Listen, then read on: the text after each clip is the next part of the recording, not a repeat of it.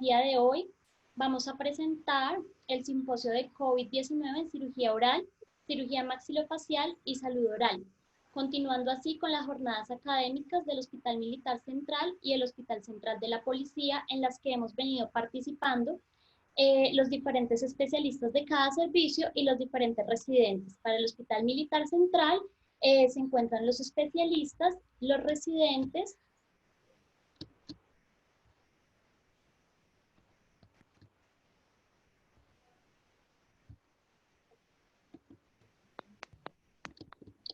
y para el Hospital Central de la Policía de igual forma, los especialistas participantes y los residentes.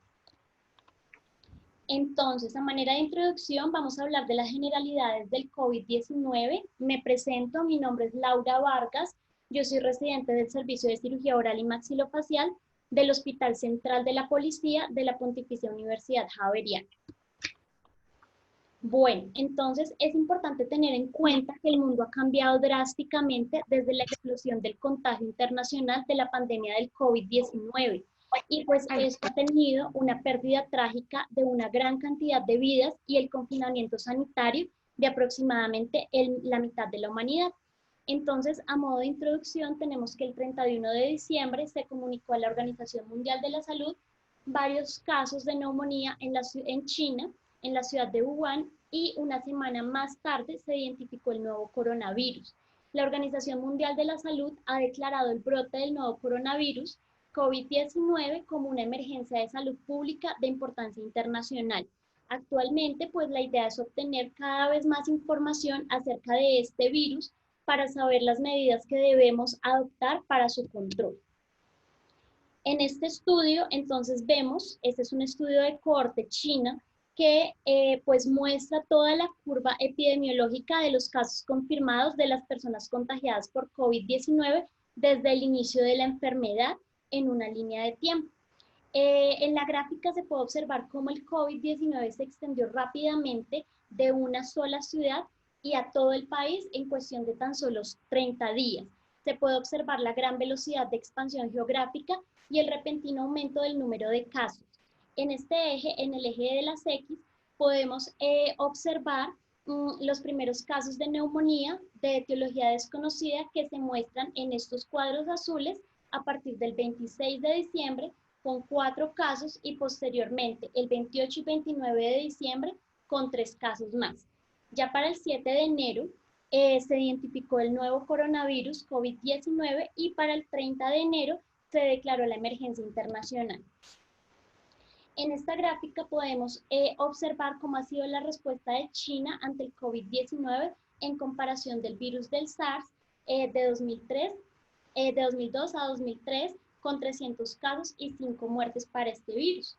En el COVID-19 ocurrieron 27 casos y ninguna muerte cuando se notificó a la Organización Mundial de la Salud el 3 de enero del 2020. Desde ese momento de la notificación pasó aproximadamente una semana para que se identificara el nuevo coronavirus COVID-19. Bueno, acá tenemos entonces el mapa mundial que muestra las estadísticas al día de hoy. Tenemos un total de 3.132.363 personas contagiadas, siendo Estados Unidos el país pues, que encabeza a estas personas, estos contagios, seguido de España, Italia, Francia y Reino Unido. Tenemos que para el total de fallecidos, Estados Unidos pues es el país que ocupa el primer puesto con 58.355 fallecidos, estando solamente en la ciudad de Nueva York 17.682 fallecidos. Para nuestro país, según las estadísticas del Instituto Nacional de Salud, tenemos que actualmente tenemos activos 4.412 casos, de los cuales 269 han fallecido y 1.266 se han recuperado. Bueno, para entender un poquito la epidemiología del virus, es importante tener en cuenta varios conceptos que son pues claves en esta pandemia. Entonces, el primero es el índice de reproducibilidad. El índice de reproducibilidad va a ser una medida epidemiológica que se usa para describir el contagio o la transmisibilidad de los agentes infecciosos. Es decir, me va a dar el número de personas que se van a contagiar a partir de una persona contagiada. empezando con un índice de reproducibilidad de 1, subiendo a 1.5, 2.3 y pues de ahí en adelante. En este estudio, entonces, se detalla el informe de la epidemia de crecimiento y el número de reproducción para el coronavirus. En esta gráfica podemos observar entonces las trayectorias epidémicas simuladas del recuento de casos acumulados informados para el COVID-19 desde el 18 de noviembre del 2019 al 24 de febrero del 2020. El crecimiento inicial de la epidemia pues se va a basar en la introducción del virus o del patógeno con un índice de reproducibilidad de 2.3. Entonces, este modelo va a reproducir las estimaciones de los recuentos basados en el volumen de casos exportados que se ven acá en estos cuadros verdes y los recuentos acumulativos diarios de los casos confirmados que se van a basar, digamos que en los informes que están disponibles públicamente en estos cuadros azules. Entonces, los recuentos de casos notificados desde el 3 de febrero del 2020 no han sido compatibles con un índice de reproducibilidad del 1, pero podría ser compatible con un índice de reproducibilidad de 1.5 si digamos que logramos adquirir todo el control que se quisiera tener. Este artículo es muy importante. En este estudio se muestran los resultados del modelo epidemiológico que han informado Reino Unido y otros países en las últimas semanas, en ausencia pues de una vacuna para el COVID-19. Entonces se evaluó el papel potencial de una serie de medidas de salud pública llamadas intervenciones no farmacológicas, que van destinadas a reducir las tasas de contacto en la población y por tanto reducir la transmisión del virus. Para esto, entonces, son posibles dos estrategias fundamentales. La primera, la mitigación, que se va a enfocar en desacelerar, pero no necesariamente va a detener la propagación del COVID y va a reducir la demanda máxima de la atención médica, protegiendo a las personas con mayor riesgo a la infección grave. Y la supresión, que tiene como objetivo revertir el crecimiento epidémico, reduciendo el número de casos a niveles bajos y manteniendo esta situación indefinidamente. En cuanto a la mitigación, entonces las políticas óptimas de mitigación, por ejemplo, las que van a combinar un aislamiento domiciliario en casos sospechosos, más la cuarentena domiciliaria de quienes viven en ese mismo hogar de los casos sospechosos y el distanciamiento social de las personas adultas mayores o personas con mayores factores predisponentes, podrían reducir la demanda máxima de la atención médica en unas 2/3 partes y la muerte de más o menos la mitad de las personas. Sin embargo, la mitigación probablemente resultaría en cientos de miles de muertes y los sistemas de salud, especialmente las UCIs, se verían colapsadas. En cuanto a la supresión, un distanciamiento social de toda la población y un aislamiento de casos y cuarentena, es posible que se deba combinar también con el cierre de colegios y universidades y este tipo de intervención para que reduzca una transmisión debería mantenerse hasta que pues esté disponible la vacuna, potencialmente 18 meses o más. En este cuadro entonces se definen esas intervenciones no farmacológicas de las que les estoy hablando que buscan reducir la transmisión del virus. Estas estrategias son casos de aislamiento en el lugar, cuarentena voluntaria, distanciamiento social para personas mayores de 70 años, distanciamiento social de toda la población y cierre de colegios y universidades. En esta tabla entonces podemos observar las estimaciones actuales de la gravedad de los casos por grupo etario. Entonces podemos observar el porcentaje de casos que van a requerir hospitalización, el porcentaje de casos que van a requerir unidad de cuidado intensivo y la relación de fatalidad con la infección. Entonces, en esta gráfica podemos observar los escenarios en los que se va a introducir la estrategia de mitigación, que muestran pues la ocupación de las camas de la unidad de cuidado intensivo. En esta línea negra que ustedes pueden observar, bueno, también es importante tener en cuenta las fechas de marzo del 2020 a octubre del 2020. En esta línea negra ustedes pueden observar el caso de que la epidemia no sea mitigada. En la línea verde se muestra una estrategia de mitigación que va a incorporar el cierre de colegios y universidades. En la línea naranja se muestra una estrategia de mitigación que incorpora el aislamiento de los casos En la línea amarilla se incorpora entonces el aislamiento de los casos más cuarentena en casa, y en la línea azul se incorpora el distanciamiento social de las personas mayores de 70 años, la cuarentena en casa y el aislamiento de los casos. Entonces, dado que el objetivo de la mitigación es minimizar la mortalidad, estas intervenciones deben permanecer en su lugar durante la mayor parte del periodo epidémico posible. Este sombreado azul pues muestra, digamos que un periodo de 3 meses en el que se supone que estas intervenciones deben permanecer en su lugar. En esta gráfica se muestran los escenarios que introduce la estrategia de supresión. En la línea negra, en esta línea negra, se muestra la estrategia no mitigada. En la línea verde se muestra la estrategia de supresión que incorpora cierre de escuelas y universidades. En la línea naranja se muestra la estrategia de supresión que incorpora aislamientos de casos, cuarentena domiciliaria y social de toda la población. Esta gráfica es la misma de acá arriba, pero muestra cómo, digamos que implementando las diferentes estrategias, se aumenta la capacidad de las UCIs y pues digamos que va a haber menos colapso en esas unidades de cuidado intensivo, en esas camas, va a haber más capacidad de las camas de unidad de cuidado intensivo. En esta gráfica es muy importante porque muestra un ejemplo de la intervención adaptativa de las estrategias de supresión. Entonces, en la línea naranja mostramos la incidencia semanal digamos, de la necesidad de unidad de cuidado intensivo. Y en estos cuadros azules se muestran las diferentes intervenciones. Entonces, cómo esas intervenciones o esas estrategias no farmacológicas van a reducir esa necesidad de unidad de cuidado intensivo a lo largo del tiempo, desde marzo del 2020 a noviembre del 2021. Esto es una simulación. En cuanto a la virología, entonces tenemos que los virus se pueden clasificar en virus ADN, ARN, virus de cadena doble, cadena sencilla, con envoltura o sin envoltura.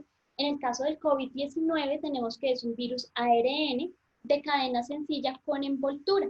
¿Por qué es importante saber esto? Porque la envoltura es lo que le va a dar la capacidad de resistencia al medio ambiente. Entonces, en cuanto al coronavirus, entonces se han reportado cerca de 40 coronavirus que causan enfermedades en humanos y en animales desde los años 60. Y 7 de estos coronavirus van a generar enfermedades en humanos. En el caso del COVID, este virus va a presentar 16 proteínas en su estructura, y pues esto es importante porque cada proteína va a tener una función en la patogenia de la enfermedad. Entonces, unas proteínas van a inducir a la producción de citoquinas, incrementan la degradación del ARN, facilitan la replicación viral y bloquean la respuesta inmune. Van a generar apoptosis celular de células epiteliales, apoptosis celular de células pulmonares, hepáticas y renales. También hay otros que van a inhibir la síntesis de interferón, que es muy importante en infecciones virales. Y la proteína S es muy importante porque va a hacer referencia a la envoltura del virus y es lo que le va a dar la forma de corona. Gracias a esto, va a tener, digamos que, potencial a unirse al receptor celular, que es la enzima convertidora de angiotensina 2. Entonces, en cuanto al origen aparente del virus, dentro de los 7 coronavirus que afectan a los humanos, hay 3 que generan infecciones graves, como son el virus del SARS, el virus del MERS y el nuevo coronavirus COVID-19. Algo importante para tener en cuenta para estos coronavirus es la ecología en general. Se considera que estos virus van a tener un origen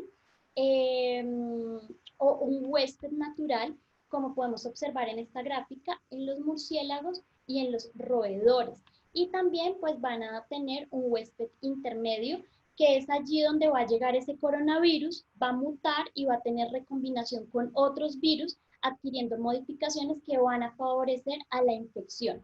En relación al virus del MERS, la evidencia ha demostrado que su origen son los murciélagos y el huésped intermedio son los camellos. Este es un reporte de caso en el que describe un paciente de 43 años de edad que ingresó a la unidad de cuidado intensivo el 3 de noviembre de 2013 con dificultad respiratoria, fiebre, rinorrea, tos y falta de aliento. El paciente vivía en zona rural y era dueño de una manada de 9 camellos y 4 de estos camellos presentaban rinorrea. Cuando se realizó el estudio genético, se identificó COVID-MERS en un 100% idéntico para el paciente y para los camellos. Entonces, pues esto es una alta confiabilidad de que el huésped intermedio para el MERS son los camellos. En cuanto al SARS, el origen pues se tiene que son los murciélagos y se midieron anticuerpos específicos para el SARS en civetas, que son estos mamíferos, y lo que se hizo fue recolectar las civetas de los mercados de Guangzhou en China y se encontró que el 80% de estas civetas tenían anticuerpos para el SARS. Por tal motivo, pues esto se considera una fuente de evidencia fuerte y probablemente pues es la fuente de infección para los humanos. Regálame 2 segunditos. ¿Podemos apagar los micrófonos, por favor? Gracias. En cuanto al COVID-19, se han realizado varios estudios donde se han confirmado que el huésped natural es el murciélago, pero aún no se tiene clara, digamos que claridad de quién es el huésped intermedio. En este estudio se realizaron las secuenciaciones de genomas de 9 pacientes hospitalizados, de los cuales 8 habían visitado el mercado de mariscos en Wuhan, en China. 88% tuvo similitud genética con el COVID-2 en murciélagos, el 79% similar al virus del SARS y el 50% similar al virus del MERS. Entonces, pues hubo una similitud genética menor para el SARS y el MERS. Por esta razón se considera que el huésped natural para el COVID sean los murciélagos, pero aún no tenemos pues claro quién es el huésped intermedio para este virus. Entonces, existen diferentes mecanismos fisiopatológicos para el COVID. Uno de ellos es la enzima convertidora de angiotensina 2, entonces es importante tener en cuenta que el sistema renina-angiotensina-aldosterona es un sistema hormonal que va a regular la presión sanguínea, el volumen extracelular corporal y el balance sodio-potasio. La enzima convertidora de angiotensina va a generar la enzima convertidora de angiotensina 1 y la enzima convertidora de angiotensina 2. Esta enzima va a estar disponible o va a estar presente en más de 15 órganos y lo que va a hacer su función principal es contrarrestar la acción del eje angiotensina-aldosterona. Pero el problema es que también va a funcionar como un receptor para el virus. Entonces, la enzima angiotensina 2 se ha propuesto como un factor potencial para la infectividad del virus. Y cabe resaltar pues que a medida que vamos envejeciendo vamos a aumentar ese nivel de enzimas convertidoras de angiotensina 2 en nuestro organismo. En esta imagen entonces podemos observar cómo el virus se une al receptor de la enzima convertidora de angiotensina 2, produciéndose su replicación viral y a su vez aumentando esta enzima, lo que va a provocar infección y sepsis local sistémica y se va a aumentar aún más esta enzima, generando aumento en la vasoconstricción, aumento de la permeabilidad vascular y remodelación adversa cardíaca. En este artículo entonces detallan la respuesta inmune de los pacientes infectados por COVID-19. Entonces la infección de COVID-SARS se puede dividir en varias etapas. Los primeros son pacientes que se encuentran asintomáticos. La segunda etapa es una etapa de leve a moderada. Los pacientes van a presentar tos, fiebre, no van a presentar disnea y no van a presentar hipoxemia. La etapa 3 es una etapa grave en la que los pacientes van a presentar neumonía grave, disnea, hipoxemia y compromiso pulmonar del más del 50% en tan solo 48 horas. Y un estado crítico ya en que los pacientes van a entrar en un estado de shock séptico y un síndrome de disfunción multiorgánica hasta finalmente pues la muerte.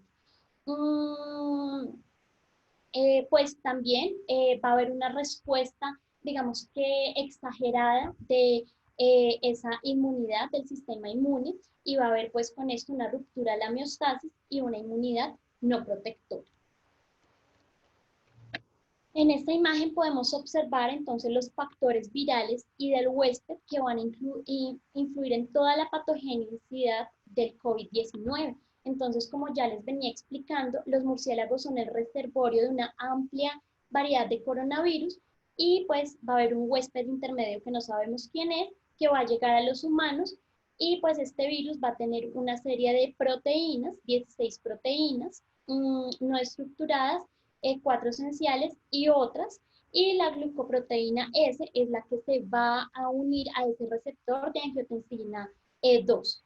Es importante tener en cuenta que los factores del huésped pueden influir en la susceptibilidad de la infección. Hay factores como pacientes que sean mayores de 65 años, hipertensión arterial, enfermedad pulmonar crónica, diabetes, enfermedades cardiovasculares que pueden tener desenlaces a shock séptico, acidosis metabólica y disfunción multiorgánica y disfunción o trastornos también en la coagulación. Entonces, es muy importante el concepto de carga viral porque según lo anteriormente mencionado, pues espera que los pacientes mayores de 65 años y que adicionalmente presentan comorbilidades sean más susceptibles al virus. Sin embargo, los profesionales de la salud que están expuestos a alta aerosolización por cada exposición van a aumentar esa carga viral.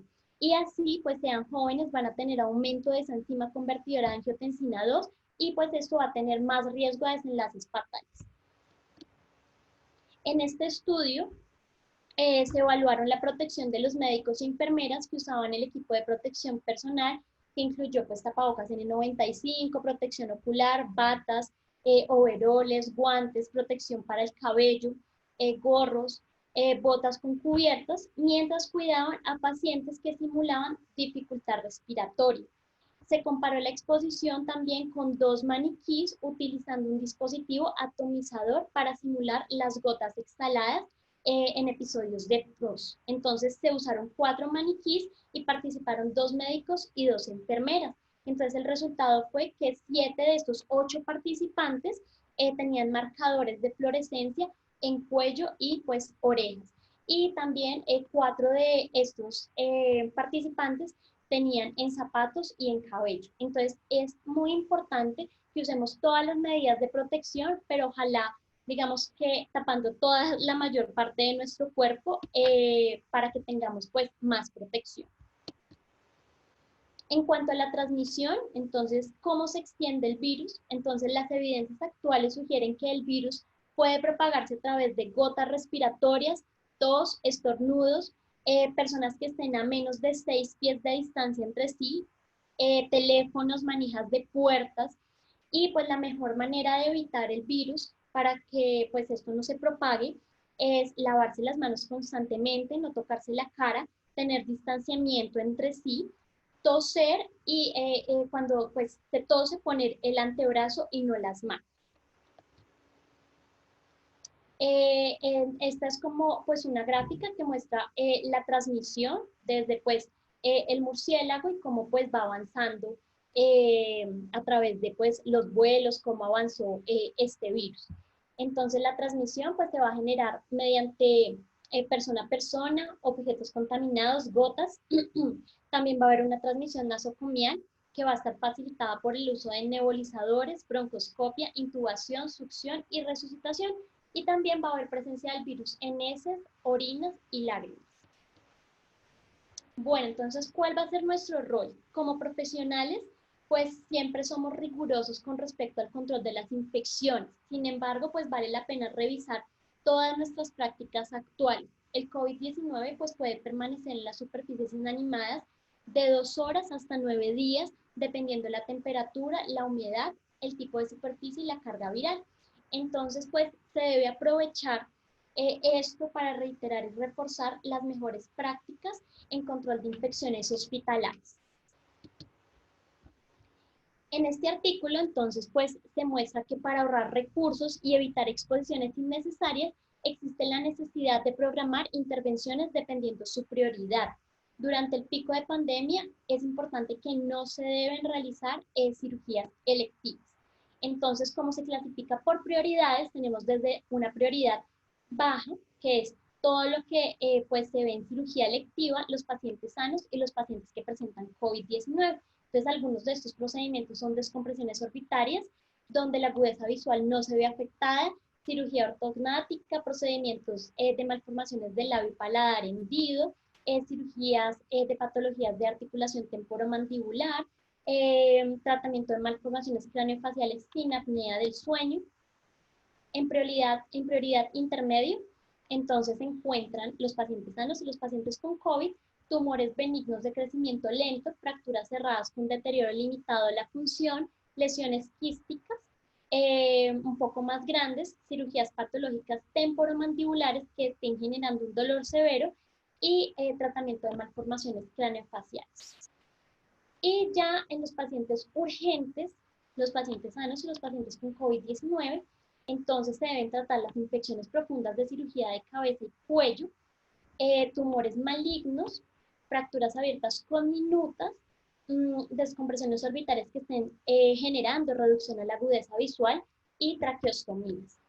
Entonces, para las urgencias en paciente sano y paciente con COVID, en paciente sano, lo único que podemos atender, digamos que en este momento, serían las infecciones profundas de cabeza y cuello con riesgo de obstrucción de la vía aérea, hemorragias y hemorragias graves. Y esto sería todo para la introducción. Primero que todo quería agradecer a los asistentes virtuales por sacar un poquito de su tiempo para escuchar a mis compañeras y a mí. El siguiente tema que vamos a discutir es el manejo del paciente con trauma facial en tiempos de COVID-19. Mi nombre es Julio César Chávez, soy residente de cuarto año del Servicio de Cirugía Oral y Maxilofacial de la Universidad Militar Nueva Granada, con hospital base en el Hospital Militar Central de Bogotá.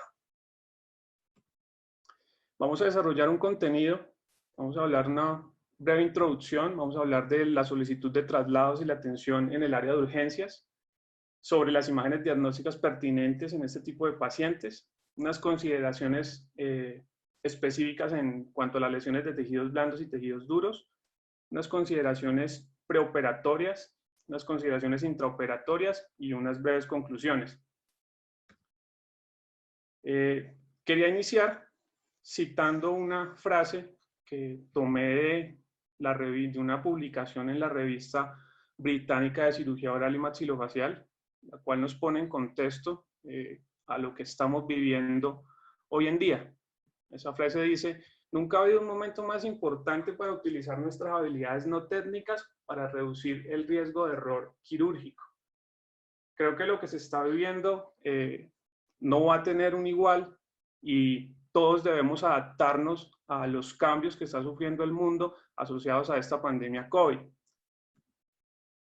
De forma introductoria, todas las especialidades que manejan trauma facial, como la cirugía oral y maxilofacial, la otorrinolaringología, la cirugía plástica, tienen un alto riesgo de contagio por SARS-CoV-2, asociado a que este virus tiene una carga viral muy alta en las secreciones nasales y en las secreciones de la cavidad oral. Por ende, cuando el paciente realiza funciones básicas como su fonación, un estornudo, tos, va a expedir partículas o gotículas respiratorias que aumentan el riesgo de contagio. Esto se vuelve relevante cuando observamos que la tasa de letalidad aumenta con la edad, llegando a ser hasta el 20% en pacientes octogenarios y con comorbilidades. El objetivo de este encuentro el día de hoy pues va a ser que discutamos los aspectos del manejo de pacientes que tienen trauma facial y que nosotros como cirujanos orales y maxilofaciales vamos a realizar los diferentes tratamientos, incluidos con nuestros asistentes y auxiliares. Para el manejo de los pacientes con trauma facial hay 4 principios rectores de esa atención. Lo primero va a ser garantizar la seguridad del equipo médico que va a brindar la atención médica y también garantizar la seguridad del paciente. Para ello, se debe brindar una atención primaria en la cual nos permita mantener a nuestro paciente vivo y estable. Esa atención debe ser oportuna y eficaz, con una alta calidad, y siempre que podamos vamos a enfatizar en que el manejo sea ambulatorio. Esto con el fin de disminuir la infección cruzada y la exposición a otras personas. Respecto a la solicitud de traslados, no todos los pacientes que tienen lesiones faciales deben ser llevados a una institución de alto nivel. Para ello, el ideal es que el servicio de urgencias se comunique con la otra institución y definan cuál es el momento adecuado para ese traslado. Si es el caso, se debe comunicar con el especialista de trauma para determinar si el paciente realmente necesita una atención en un alto nivel o si no, que se le dé un manejo en la institución de más bajo nivel de atención. De ser así, también hay que determinar el momento más oportuno a tal punto de que el paciente llegue a la nueva institución y pueda ser atendido lo más rápido posible por las especialidades que el paciente requiere. Para los pacientes que encontremos en el área de urgencias, el objetivo principal es limitar el número de exposiciones a los trabajadores de salud. Hay que tener en cuenta que los trabajadores o el equipo médico debe estar disponible para toda la pandemia. Si limitamos el número de exposiciones, vamos a preservar los equipos de protección personal, que hoy en día están escasos y son costosos para las instituciones. Igualmente vamos a disminuir la exposición de los pacientes que se encuentran tanto en el área de urgencias como en el área de observación. Aquí van a haber dos grandes grupos, que son los pacientes confirmados por COVID y los pacientes que aún no son sospechosos solo de la patología.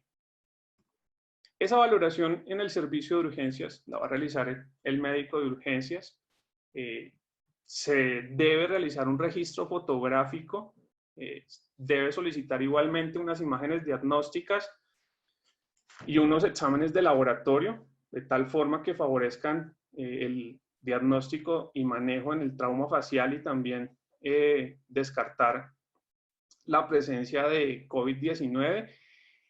Y la comunicación inicial se recomienda sea de manera virtual y telefónica con el especialista de trauma, de tal forma de que evitemos la exposición de este especialista y sea este especialista una opción a reemplazar en el momento en el que el equipo médico de urgencias pueda entrar en cuarentena y se necesite de nuevos profesionales disponibles para esa atención.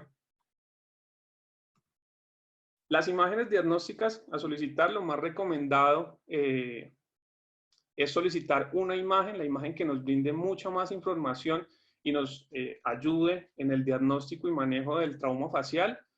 Dentro de esto están restringidas las radiografías intraorales, ya que generan un exceso de salivación, pueden estimular el reflejo nauseoso o un reflejo de tos y aumenta el riesgo de contagio para los auxiliares de radiología que toman este tipo de imágenes.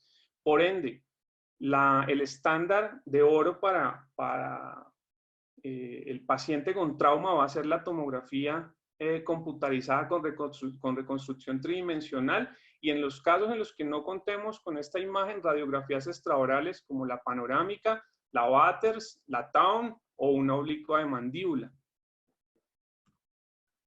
Vamos a tener dos tipos de pacientes, los que no requieren una intervención y los que sí. Los primeros van a ser manejados de forma ambulatoria con el objetivo de generar menos exposiciones. En los segundos, que van a requerir una intervención, vamos a priorizar en el manejo conservador. En estos pacientes, las decisiones deben ser rápidas. Idealmente, el manejo se debe realizar en las primeras 24 horas. Va a ser brindado por el menor número de profesionales. Se sugiere que sea un cirujano y un ayudante para utilizar una técnica de 4 manos y un auxiliar de enfermería que esté pendiente del procedimiento ante la solicitud de algún instrumento o material. Idealmente se debe hacer con anestesia local en el área de urgencias. Para los pacientes que se consideren necesitan una cirugía bajo anestesia general, se debe iniciar el protocolo para ello, la solicitud de sala y una prueba rápida de confirmación de COVID-19. En cuanto a las lesiones en mucosas en cavidad oral, son lesiones que se consideran de alto riesgo de contagio por la aerosolización de las secreciones. Por tanto, los profesionales deben contar con los equipos de protección adecuados. Lo más recomendado es un traje de mayo, un equipo de protección biológica impermeable, un tapabocas de alta eficiencia, el más común es el N95, unas gafas y una careta o unas monogafas como las que tiene el paciente.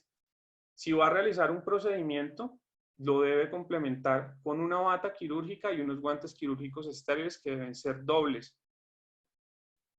Respecto a las lesiones de tejidos blandos extraorales, el especialista de trauma debería idealmente solo valorar estructuras que se consideren críticas, como son los párpados, las heridas avulsivas, las heridas de la región preauricular en íntima relación con el nervio facial, y básicamente el resto de lesiones deben ser manejadas por el grupo de urgencias.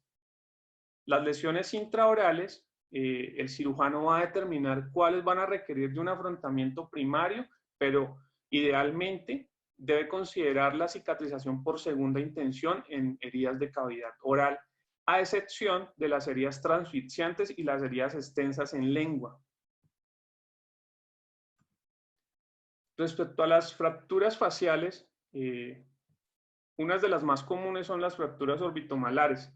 Este tipo de fracturas generalmente no requieren un manejo quirúrgico urgente. Por tanto, siempre se debe considerar hoy en día, con esta pandemia, el manejo retrasado de este tipo de fracturas, ya sea como secuelas de trauma facial, incluyendo las fracturas que puedan tener un compromiso estético en los pacientes.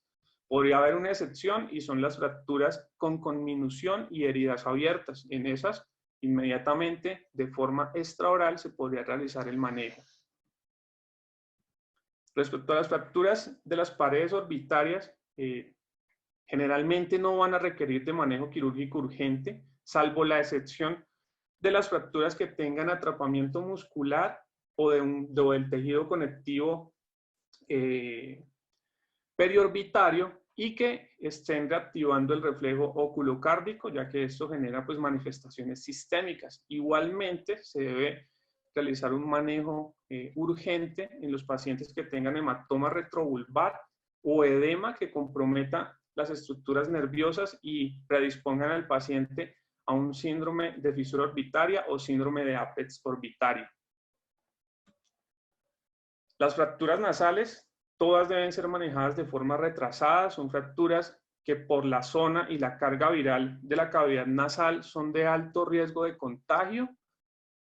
Hay una excepción en la cual se debe realizar un manejo urgente y son los hematomas septales para evitar la necrosis del tabique cartilaginoso. Los medicamentos, el drenaje de los hematomas septales se debe realizar con anestesia local y básicamente se deben evitar todos los medicamentos en forma de spray. Todo se debe realizar con colocación tópica no aerosolizada. Respecto al trauma de la región o del complejo maxilomandibular, el riesgo de exposición del equipo médico se debe sopesar versus el riesgo de una maloclusión que se pueda corregir con una ortodoncia o con un ajuste oclusal. Las fracturas en esta área deben orientarse a un manejo conservador, básicamente a una fijación intermaxilar con tornillos IMF o técnicas de alambrado interdental. Las excepciones en este caso van a ser las fracturas con minutas abiertas y para ello lo más recomendado es que siempre se realice manejo extraoral con abordajes mínimamente invasivos, ya que los abordajes también pueden predisponer a la vaporización y vaporización del virus en el área quirúrgica. El Centro Europeo para el Control y Prevención de Enfermedades ha catalogado los procedimientos de cabeza y cuello y dentro de los cuales están incluidos los de cirugía oral y maxilofacial según la prioridad en bajo, intermedio, urgente y de emergencia. ¿Qué procedimientos de trauma se consideran que deben ser llevados a cirugía? Básicamente se deben realizar las descompresiones orbitales en los cuales esté comprometida la agudeza visual y las fracturas con minutas y abiertas. Para ello, sugieren que el equipo médico debe contar como mínimo con unos equipos de protección personal que van a ser un barbijo nivel 3 o un N95 o N99, una bata quirúrgica estéril, unos guantes quirúrgicos estériles, un gorro quirúrgico y un equipo de protección ocular que debe constar de unas gafas y una careta. Todos los pacientes que van a ser llevados a procedimiento bajo anestesia general, idealmente, ya les mencioné, deben ser llevados a una a una prueba de confirmación de COVID-19. Para los pacientes que se encuentran en situación de emergencia, si no se puede realizar esta prueba, se van a manejar como pacientes contagiados. Dentro de las recomendaciones básicas está el uso de colutorios bucales con yodopovidona al 0,23% o peróxido de hidrógeno, que es la misma agua oxigenada, al 1,5% durante 15 segundos. Esto con el objetivo de reducir la carga viral de la cavidad oral. No está recomendado la clorhexidina porque no disminuye la carga viral de la cavidad y de las secreciones orales. Todos los instrumentos a utilizar en su mayoría deben ser desechables. Esto con el objetivo de evitar la contaminación cruzada y evitar también el riesgo de contagio del equipo de esterilización. Este instrumental va a ser manejado como material contaminado y lo más recomendado es que sea esterilizado en autoclave a 135 grados centígrados. Todos los procedimientos que generen aerosoles se deben restringir. Dentro de estos también entran desde el examen físico, porque el paciente abre la boca, habla, va a producir gotículas respiratorias que van a contaminar el área donde se realiza esta valoración. Igualmente también los equipos rotatorios van a estar restringidos. Para el control del dolor y del edema, generalmente no vamos a recomendar el uso de corticoides. Igualmente, tampoco se debe limitar el uso de AINES como el ibuprofeno, porque estudios preliminares nos muestran de que intensifican la sintomatología en los pacientes confirmados con COVID. Respecto a la sala de cirugía, idealmente va a ser la misma sala siempre, va a ser la sala más distante, debe tener entradas individuales o independientes en lo posible, debe ser una sala que tenga un sistema de presión negativa. Esta sala nos debe permitir la entrada de aire fresco en la zona superior y debe permitir la salida de aire contaminado a través de unos filtros ubicados en las esquinas de la sala. Esto con el objetivo de evitar la diseminación del virus fuera de la sala. Por ende, también las puertas de la sala deben estar cerradas. Deben contar con el mínimo de equipos, solo los equipos necesarios para el procedimiento y los equipos que considere el servicio de anestesiología. Todo el instrumental se va a corroborar con una lista de chequeo previo al inicio, a tal forma de que tengamos todos los instrumentos y los materiales a utilizar para la atención del paciente de trauma. Van a estar el mínimo de personas para la atención de ese paciente. Básicamente sería un anestesiólogo, un cirujano, un primer ayudante, una instrumentadora, un auxiliar de enfermería y un circulante de quirófano, los cuales no deben salir durante la duración del procedimiento, a no ser de que sea algo de suma urgencia o importancia. Es importante también decir de que el equipo quirúrgico no debe estar presente durante la intubación y debiese ingresar 20 minutos después de que el paciente esté intubado, con el objetivo de que la aerosolización durante la intubación, estudios muestran de que hasta el 99% de la carga viral que puede haber en el aire va a estar en el piso pasados 20 minutos.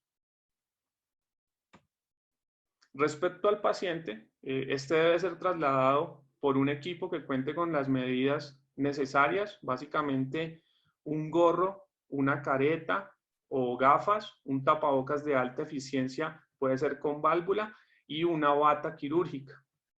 El paciente, si está en condiciones, debe llevar un tapabocas de alta eficiencia sin válvula, mínimo debe ser nivel 2, una bata y un gorro como el que apreciamos acá en la imagen. El equipo quirúrgico debe complementar su equipo de protección personal con una bata y unos guantes estériles.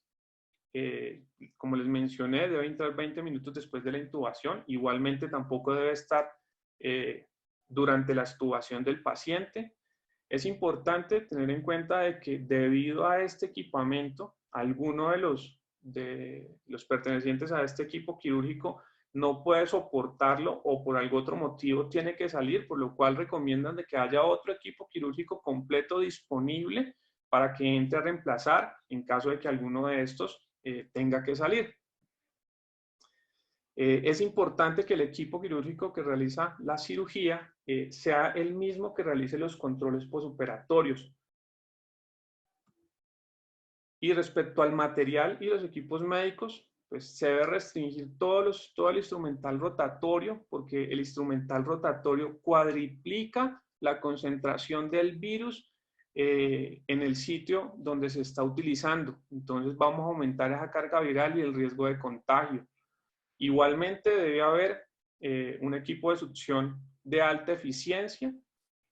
Lo más recomendado es que las osteotomías a hacer se realicen con unos cinceles o unos osteótomos. Las incisiones preferiblemente se van a realizar solo con bisturí frío. No está recomendado el uso de electrocauterio ni monopolar ni bipolar, porque igual vaporizan el virus que pueda estar en los tejidos. Se recomienda de que si se vamos a realizar hemostasia, utilicemos el bipolar a bajas potencias, y si vamos a complementar nuestra incisión, entonces utilizar el monopolar. El material de osteosíntesis es importante, lo vamos a fijar con tornillos autoperforantes autorroscantes para así evitar el uso de instrumental rotatorio. Y para concluir, pues vamos a definir que básicamente el tratamiento de los pacientes infectados o sospechosos de COVID van a requerir de una infraestructura adecuada, y estas instituciones van a tener, pues el ideal es que nos brinden los equipos de protección personal adecuados. Los pacientes con COVID-19 solo deben ser manejados en nuestra área en situaciones de urgencia o emergencia. Igualmente, la cirugía de trauma, como les mencioné, siempre debe estar orientada a procedimientos conservadores, en lo posible ambulatorios. Deben ser realizados por los cirujanos con mayor pericia, esto con el objetivo de disminuir error quirúrgico, disminuir tiempos quirúrgicos y tiempos de exposición del diferente personal médico. Y básicamente el objetivo principal es proteger al equipo médico y a los pacientes durante la pandemia para poder mantener el sistema de salud colombiano funcionando de manera efectiva durante todo este tiempo. Eso era, muchas gracias. Buenos días a todo el personal presente. A continuación, quien les habla, Adriana Marcela Rodríguez Peña. Soy residente de tercer año del Hospital Militar Central y de la Universidad Militar Nueva Granada. Para continuar con el tema, me voy a enfocar específicamente en el manejo del paciente en la consulta y cirugía oral en tiempos de COVID-19. La información que van a observar en las siguientes diapositivas fue tomada pues, de diferentes fuentes, entre ellas algunos artículos con evidencia científica hasta el momento, documentos emitidos por diferentes colegios odontológicos de otros países, recomendaciones que se han realizado a nivel nacional en documentos emitidos, por ejemplo, de la Asociación Colombiana de Cirugía Oral y Maxilofacial, de la AO, del Ministerio de Salud y Protección Social, de la Revista Colombiana de Infectología y de diferentes comunicados del gremio odontológico. Entonces tenemos que partir en el momento de que se va a realizar la consulta de cirugía oral y maxilofacial y pues de todo el ámbito de salud oral, tenemos que tratar de que las instituciones que cuenten con un sistema virtual en donde se pueda practicar la telemedicina con nuestro paciente, acatando la recomendación que realizó el Ministerio de Salud en una de sus publicaciones recientes, ya que pues está indicado realizar el control telefónico virtual cuando se requiera valorarla y tener un seguimiento de la evolución del paciente. Tratar de diferir al máximo las consultas en este momento, evitar pues un contacto físico con los pacientes. Sin embargo, habrá pacientes en donde pues de pronto no se puedan contactar ni por vía telefónica ni por un medio virtual y estos asistan de manera personal al consultorio de cirugía oral y maxilofacial, por lo que en el momento en que se establezca un contacto con este paciente y este paciente adquiera pues, o quiera asistir a la consulta, se le deben dar unas indicaciones. Hasta el momento las indicaciones son que debe de asistir, si es mayor de edad, pues en lo posiblemente solo, si es un menor de edad, acompañado por solamente uno de los acudientes.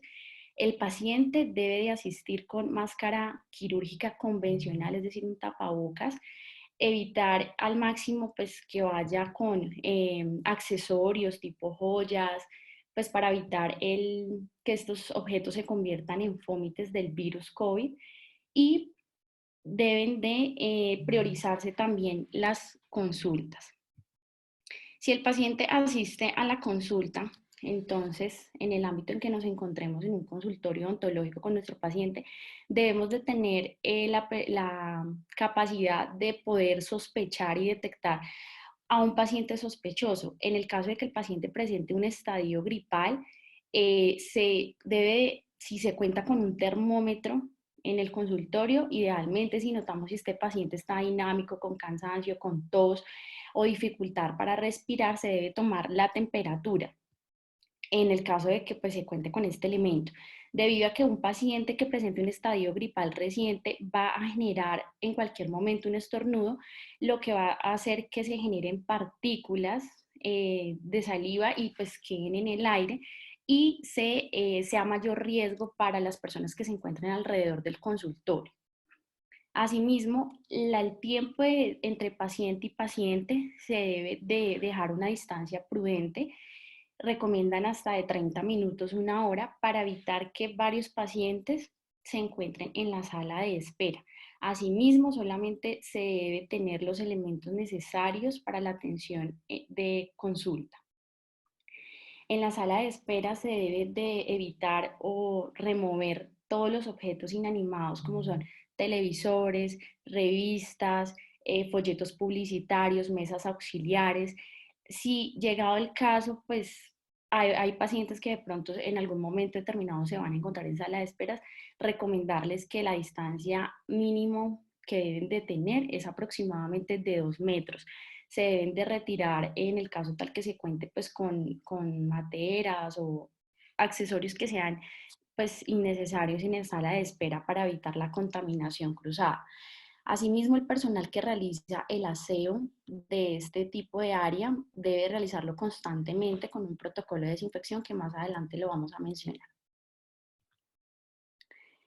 Si tenemos un paciente en nuestro consultorio, se debe realizar un interrogatorio. Hay recomendaciones de que se deben hacer preguntas básicas, como por ejemplo preguntarle al paciente si ha tenido un estadio gripal reciente, cómo se siente físicamente, si ha tenido contacto con algún familiar o persona que se crea que es sospechosa o que haya tenido el virus COVID-19. Y se debe recomendar que pues dadas las indicaciones previas por vía telefónica o de manera virtual, el paciente asista con su cabello recogido, las personas que tienen un cabello largo. Igualmente los profesionales de la salud deben de permanecer con el cabello recogido. La distancia entre paciente y profesional de la salud oral debe ser aproximadamente de 2 milímetros. Al momento de realizar el interrogatorio se debe evitar el contacto físico. Las puertas de los consultorios y las ventanas deben de permanecer abiertas para permitir una ventilación constante del consultorio.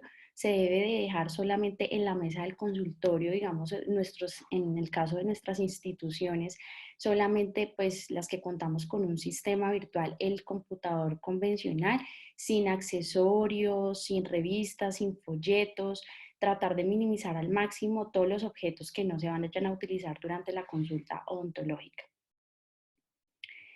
En este artículo del Journal Internacional de Ciencia Oral, se establece o establecieron un estudio en donde se detectó que las células del epitelio de la mucosa oral que recubren pues la lengua y las células productoras de la saliva presentan unos receptores específicos, como muy bien lo mencionó la doctora Laura al inicio de la conferencia, unos receptores que son el receptor convertidor de la angiotensina E2, que son sensibles a captar el virus de COVID-19.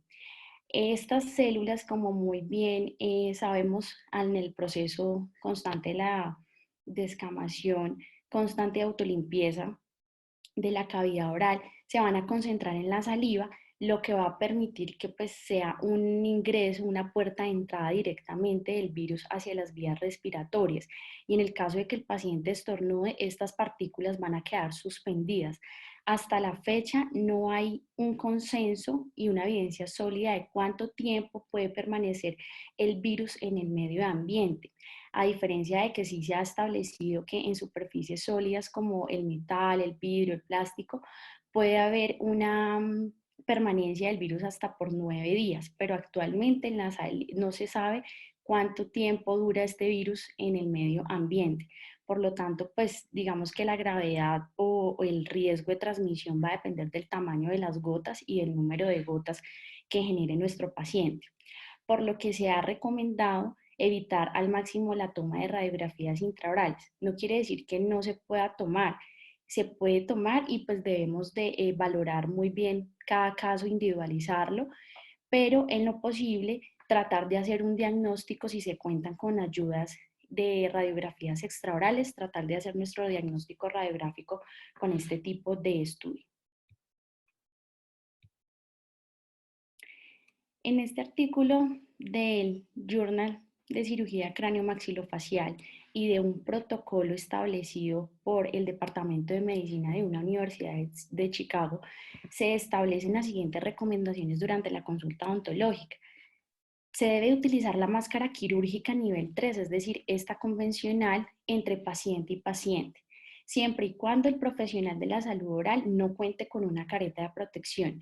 Si el profesional cuenta con una careta de protección, se debe evitar el cambio de tapabocas entre paciente y paciente, ya que la careta estaría protegiendo el tapabocas y pues con esto también contribuiríamos pues a ahorrar el recurso que en estos momentos en algunas instituciones es escaso. Se debe de realizar el lavado de manos en los 5 pasos convencionales que generalmente ya conocemos. Se debe garantizar la desinfección y limpieza de toda la unidad odontológica por el personal de salud. Este personal debe hacerlo con todas las medidas de protección personal. Hay evidencia en el momento de que la desinfección se debe de hacer con hipoclorito al 0.5%, amonio cuaternario que varía en una concentración desde 0.4 a 1.6%. Este sería el rango en el que este tipo de desinfección pues sería efectivo para el virus.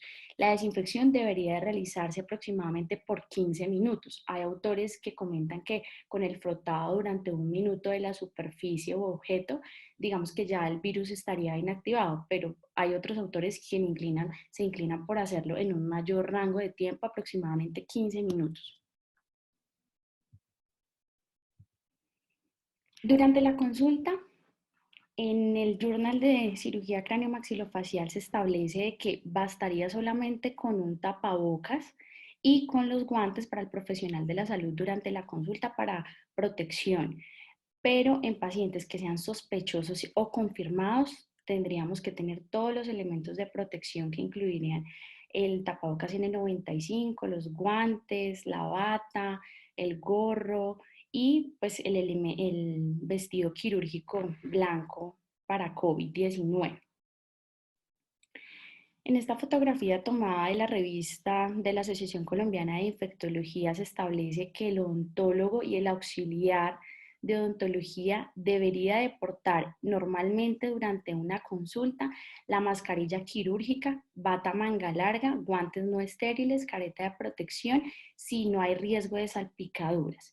Si llegado el caso, vamos a realizar durante la consulta procedimientos que generen salpicaduras, por ejemplo, un lavado intraoral, retiro de suturas, el profesional de la salud debe de contar con todas las medidas de protección, incluyendo un respirador tipo N95 de alta eficiencia, un visor, una careta o gafas, una bata manga larga, guantes no estériles, un vestido quirúrgico debajo de la bata desechable. Y el vestido quirúrgico recomiendan para las personas que puedan retirarlo al finalizar el turno. Entonces aquí tenemos en los procedimientos o consultas en donde no se van a generar aerosoles, tomar todas las medidas de protección que se observan en la fotografía. Digamos que el gorro sería opcional, pero si tenemos y prestamos de pronto lo que mencionó la doctora Laura al inicio, en donde se realizó un estudio que el personal, digamos que tiene riesgo de generarse salpicaduras a nivel del cuello y del cabello, en lo posible, pues tratar de tener el gorro para protección. En los procedimientos en donde se van a generar aerosoles, la diferencia básicamente radica en el uso del tapabocas N95 y se hace una recomendación muy especial para el calzado del personal de la salud, el cual debería ser liso, sin ranuras, para permitir un fácil lavado en el caso de que pues, se contamine con algún fluido y pues sea más fácil la limpieza. En este documento de la Organización Colegial de Dentistas de España se establece, digamos que un algoritmo de manejo en donde el profesional en salud oral debe tener 4 características iniciales para evaluar en el paciente. Si el paciente presenta inflamación, se debe valorar si contiene o hay riesgo de vía aérea o no. En el caso de contener riesgo de vía aérea, digamos que sería una urgencia, se tocaría pues dar una urgencia para nuestro paciente. En el caso de que se presente un sangrado que no esté controlado, también sería una urgencia. Si el paciente ha tenido un traumatismo, como trauma endoalveolar, se debe de establecer la escala de dolor. Si la escala de dolor está de 5 hacia arriba, sería una urgencia. Si está en menor grado, digamos que no sería una prioridad y pues se debe establecer unas recomendaciones de manejo farmacológico a nuestro paciente. Actualmente el Hospital Militar Central estableció una guía de recomendación de diferentes elementos de protección. Incluye 2 elementos de protección. En primera medida está la higiene de manos previa del profesional a todo procedimiento y todo contacto con el paciente. El gorro quirúrgico, el respirador N95, una mascarilla quirúrgica convencional, gafas de protección, monogafas, careta, un vestido quirúrgico desechable, una bata antifluido desechable, guantes quirúrgicos, polainas y el traje blanco antifluido. En conclusión, nuestro hospital recomienda, si el profesional de la salud oral va a realizar consulta externa, bastaría solamente, según todos los estudios que se han publicado actualmente, bastaría solamente con que el profesional realizara una higiene de manos previa y en los 5 momentos pues, de la consulta, que normalmente ya sabemos, el uso de una mascarilla quirúrgica convencional y el uso de unas gafas de protección biológica. El personal de enfermería o el auxiliar de salud oral debería igualmente de utilizar en la consulta si en algún momento pues tiene contacto o con el paciente los mismos elementos de protección. Pasando ya al área de la cirugía oral, se ha recomendado diferentes purificadores de aire y también que el paciente realice un enjuague bucal previo a todo procedimiento de cirugía menor. Este enjuague debería de prepararse aproximadamente con 10 mililitros de agua estéril más 5 mililitros de peróxido de hidrógeno. O si se cuenta con una solución tipo yodopovidona al 0.2%, debido a que se ha demostrado que estos enjuagues o colutorios reducen la carga viral en nuestro paciente, pues en la cavidad oral. También el profesional de la salud, la mayoría de autores coinciden con que el tipo de mascarilla convencional convencional que debe usar el profesional de la salud varía desde un N95 hasta un N99, dependiendo con el recurso que se cuente pues, en cada institución. Se deben de evitar procedimientos que generen aerosoles, los cuales pues incluirían drenajes de abscesos, irrigaciones de heridas, uso de dispositivos ultrasónicos, piezoeléctrico, uso de piezas de mano de alta velocidad. En el momento en que se recomienda al paciente o se indique realizar el enjuague bucal, hay dos, digamos que hay como dos polos en donde hay quienes se inclinan porque el paciente se le indique escupir, pues valga la redundancia, en la escupidera de una manera muy suave y pues de esta manera como que se evitaría el uso de una succión. Pero hay otros autores quienes se inclinan en que pues se genera mayor riesgo porque por más de que se den las indicaciones al paciente que lo haga de una manera muy suave, se van a generar salpicaduras, así sean mínimas, por lo que se inclinan más bien al uso de una succión de alta eficiencia. Se debe realizar la desinfección de la careta entre paciente y paciente con jabón quirúrgico. El uso de tapabocas, tenemos varios tipos de tapabocas, digamos que estos serían como los recomendados en caso tal de que se cuente en las instituciones durante los procedimientos de cirugía menor.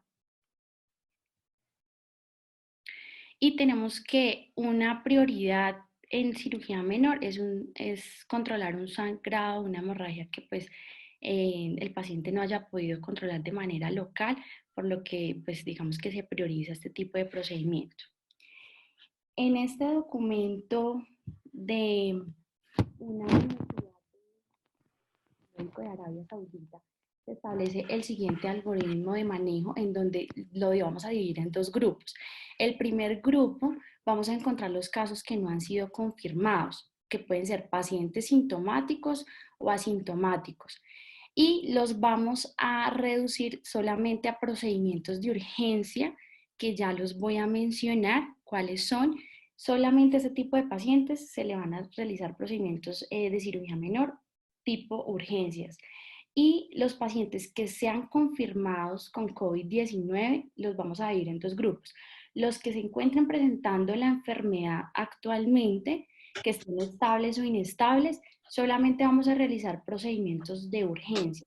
Los pacientes que ya hayan tenido una resolución de la enfermedad, que hayan o se encuentren en un promedio de menor a 30 días de presentar la enfermedad, solamente procedimientos de urgencia, mientras que los que ya hayan presentado hace 30 días o más la enfermedad, se podría realizar todos los procedimientos odontológicos convencionales y de cirugía oral menor.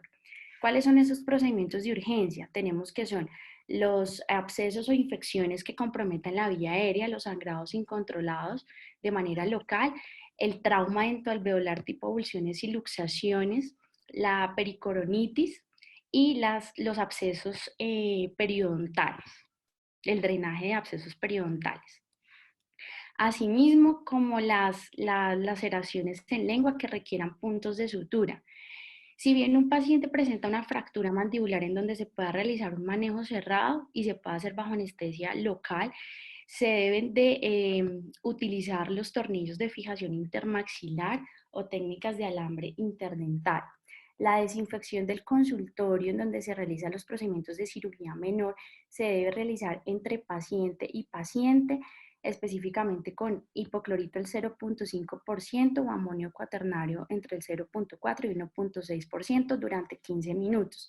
Hay autores que mencionan y se encuentran en estudio pues aún el tiempo de desinfección debería ser aproximadamente de 15 minutos, pero el momento y la hora para realizar la desinfección de la unidad odontológica por el personal del aseo debería ser hasta una hora después, para tratar de minimizar el riesgo pues, del personal que realiza el aseo general y evitar el contacto de la saliva al personal mencionado.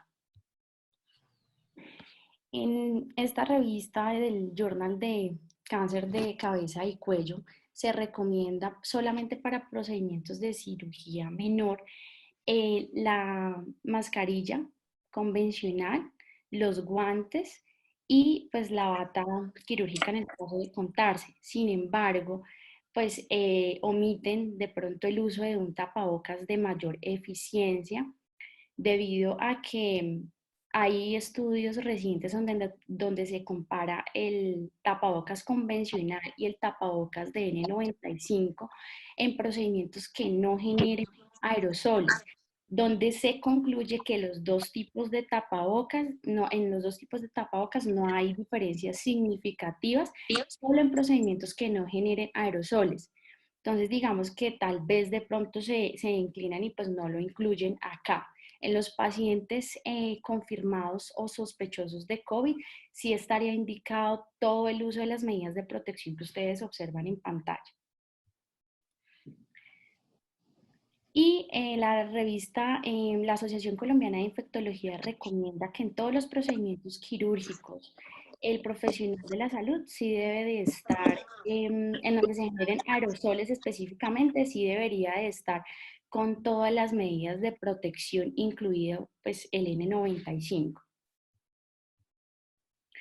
Entonces, como resumen, tenemos que en el Hospital Militar Central actualmente se estableció esta recomendación en donde el personal de salud oral que vaya a realizar procedimientos y que se vayan a generar aerosoles y que sean pacientes no COVID ni sospechosos, se genere la higiene de manos previa al contacto con el paciente y en todos los momentos, en los 5 momentos que conocemos, el uso de gorro quirúrgico, un respirador tipo N95, gafas de protección, careta, vestido quirúrgico, desechable, bata antifluida, guantes quirúrgicos, polainas.